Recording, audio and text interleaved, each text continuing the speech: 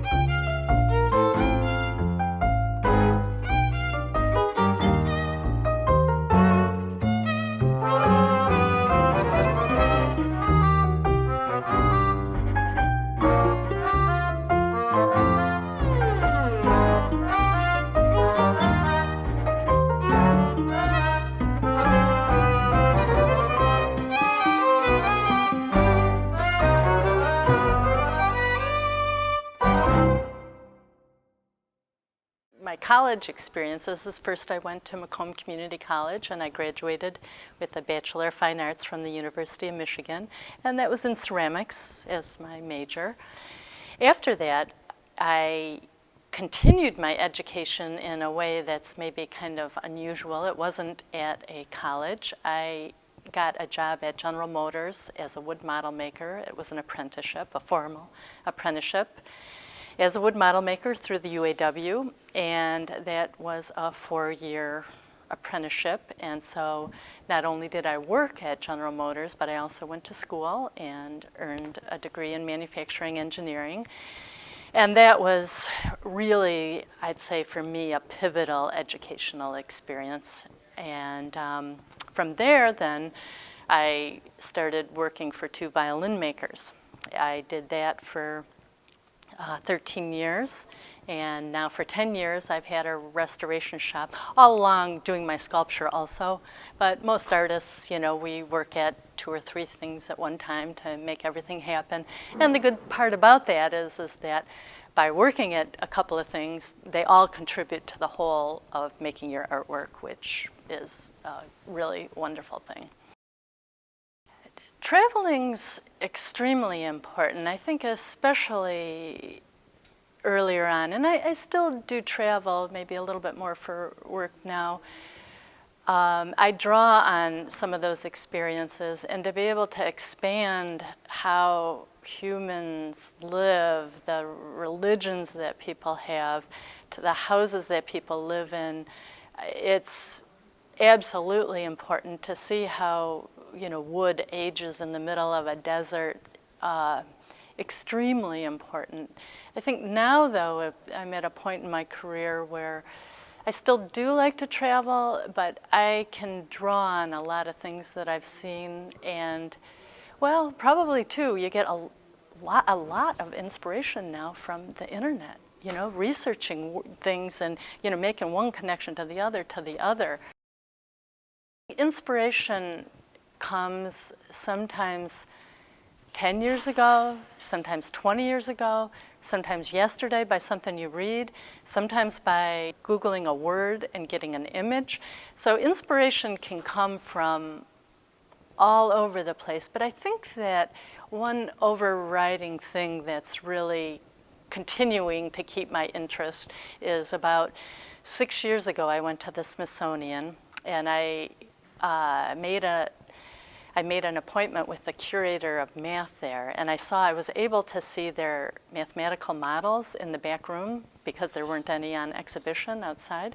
And so there was this vast repository of incredible images and of these mathematical models, often made by high school students, and a lot of them were very delicate. And because also I have this background as a wood model maker, I really enjoy to try and make something very specific mathematically, but then often it becomes kind of very difficult to make it very precise, and so then being able to go a little more freeform from there often is where my art takes me to, and that has been a huge inspiration. I pretty much don't sketch. I'm very comfortable and I love doing mechanical drawing. Anything with a compass and a ruler, I'm really happy with. But in terms of just sitting down and sketching out an idea in my mind, I'm not really able to process my ideas in that way. And so often the work that I do requires some amount of, I would say, engineering to even get it on the wall, because there's many materials and how to fasten one thing to another is a really important aspect. So very often I'll be working on a piece for 2.5 weeks, and it's meant maybe to go on the wall, and it's probably sculptural, but it probably takes me 2.5 weeks to get to a point where I can even put it on the wall, because I have to do so much building to get it to that point. In using materials, I kind of historically have worked with very solid and long-lasting materials. Ceramic, cast bronze, wood, all of these kind of materials are, can last for thousands and thousands of years. I think it's been recently that I've rethinking that, and like making these bamboo structures. Well, I consider well how I put them together, because I don't want anything of mine to, be a problem for a conservator or anybody else that might have it somewhere down the line. But I have loosened up my ideas of what materials can be used, and I probably really relate a lot to texture.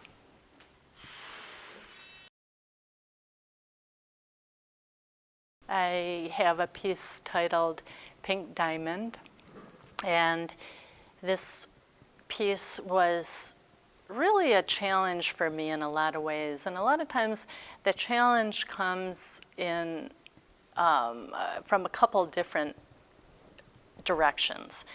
One of the challenges was how to actually build it. And the other challenge was more of an intellectual challenge of, so what I did is I built this diamond out of bamboo. And again, this is one that mathematically is pretty correct, or tried to be really quite accurate in duplicating what the form of a diamond looks like. But then the problem I started having, well, the beauty of a diamond is how it refracts light. And I realized, well, this is an open structure, and it's really more absorbing light because it's flocked with the material. And so anyways, I had to work that out. But you do realize that a diamond has a lot of information already imbued in it. I think it represents a lot of different things for a lot of different people. And so eventually, by putting it on the wood pedestal, the wood sort of launching pad, and then making it pink, which is something that is very new for me, using that kind of color. I felt like I was able to say something new about that form and make it work for me.